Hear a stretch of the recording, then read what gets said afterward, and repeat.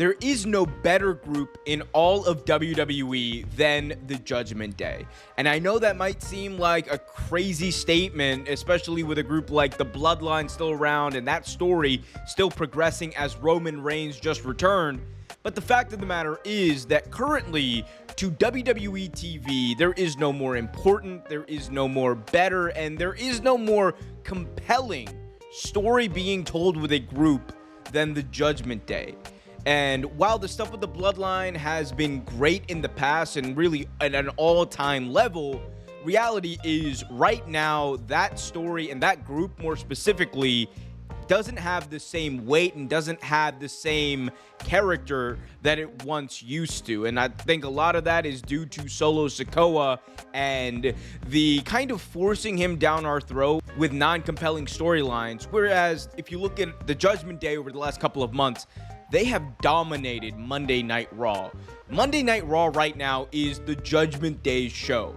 You have all of their members across all 3 hours of television telling prominent stories, and at one point holding the two biggest championships on the entire Raw roster, with Rhea Ripley as the Women's World Champion and Damian Priest as the Men's World Champion. And they were defining what that brand was, and what it was ruthlessness, romance, and everything in between, because the Judgment Day at their best were essentially most of the show on Monday nights in the best possible way, because just looking back at the last couple of months of WWE TV, some of the best stuff has come out of this group, whether it be the love scenario between Rhea Ripley and Dominic Mysterio, whether it be the butting of heads and tension that has been building up between Finn Balor and Damian Priest, the addition of Carlito injecting a little bit of levity and comedy into the group, as well as JD McDonough becoming the jobber, but in a very interesting and positive way. But like I said before, Judgment Day have defined the Raw brand, and if you look in just recent months, they have had the most compelling stuff on the entire show. Look at the stuff between Liv Morgan, Dominic Mysterio, and Rhea Ripley. One of the most popular and talked about storylines has been this stuff between Liv Morgan and Dominic Mysterio, because fans have been wondering, what is the motivation of Dominic Mysterio? Where is his head at? Where is he going to eventually give his allegiance? And as we found out at SummerSlam, it was eventually with Liv Morgan. And there's been so much that's happened with these backstage meetings, with Finn Balor meeting with Liv Morgan, and essentially plotting the downfall of the original Judgment Day. It's crazy to see all the twists and turns this has taken. And just look at this past SummerSlam. This show, in large part, was defined by two major things: the Judgment Day and Roman Reigns' return. And that's why I would put the Judgment Day right up there with the Bloodline, if not right above them at this point, as the most important group.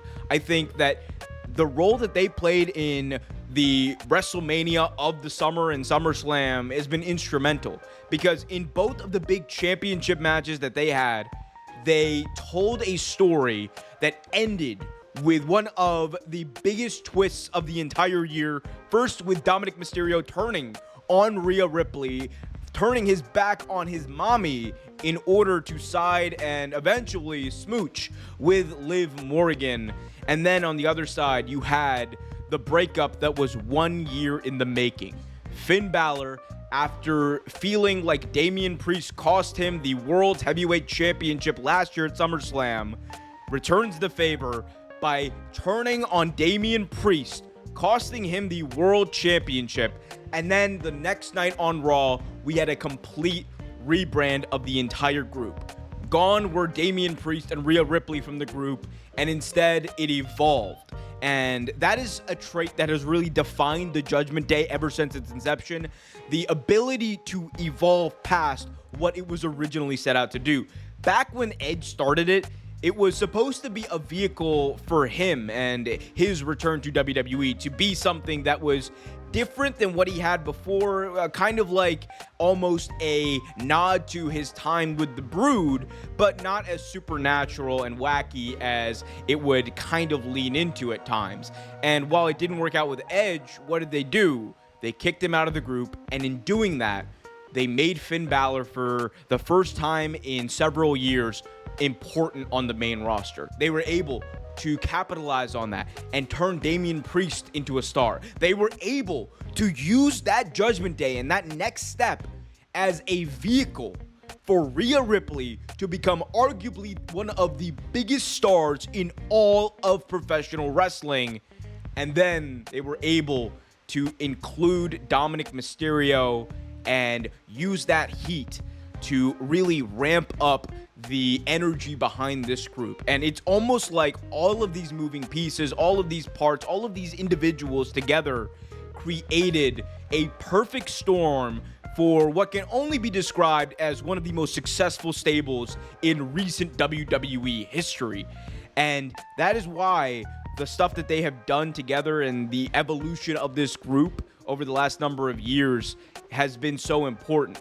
We have invested ourselves, invested our time, invested so much of our emotion into rooting for these people, booing them, caring about what they do on screen, which is one of the most important things you can do as a wrestling fan.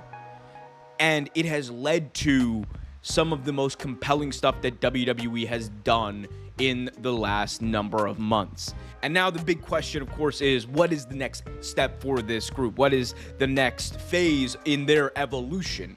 Are they going to be a vehicle for Finn Balor to eventually win back the World Championship, a belt that he has not held ever since he became the first ever Universal Champion back in 2016?